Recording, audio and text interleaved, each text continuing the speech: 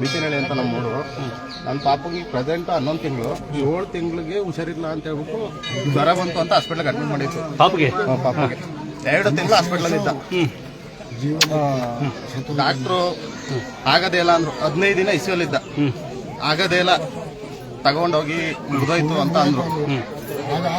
ಆ ಟೈಮಲ್ಲಿ ಎಲ್ಲಾ ದೇವ್ರಿಗೂ ಬೇಡ್ಕೊಂಡಾಗಿತ್ತು. ನಾನು ಅಷ್ಟೊತ್ತಿಗೆ ಎಲ್ಲಾ ದೇವ್ರನ್ನೂ ಬೇಡ್ಕೊಂಡಿದ್ದೆ. ಕೊನೆಯದಾಗಿ ತಾಯಿ ಕೈ ಮುಗಿದು ಕೊನೆಯದಾಗಿ ಆಗದೇ ಇಲ್ಲ ತಗೊಂಡೋಗಿ ಅಂದ್ರು. ಆಗೋದಿಲ್ಲ ತಗೊಂಡೋಗಿ ಅಂದ್ರು. ಶಿಫ್ಟಿಂಗು ಆಗಲ್ಲ ಅಂದ್ರು. ಬೆಂಗಳೂರಿಗೆ ಬೇರೆ ಕಡೆ ದೊಡ್ಡ ಹಾಸ್ಪಿಟಲ್ ಸೇರ್ಸೋಣ ಅಂದ್ರು. ಶಿಫ್ಟಿಂಗು ಆಗಲ್ಲ ಅಂದ್ರು. ಆಗ ಕೊನೆಯದಾಗಿ ಕೈ ಮುಗ್ದ ದೇವ್ರಿಗೆ. ಅಮ್ಮ ಬರ್ತೀನಿ ಕಣ, ಹುಷಾರಾದ ತಕ್ಷಣ ಕರ್ಕೊಂಡ್ ಬರ್ತೀನಿ,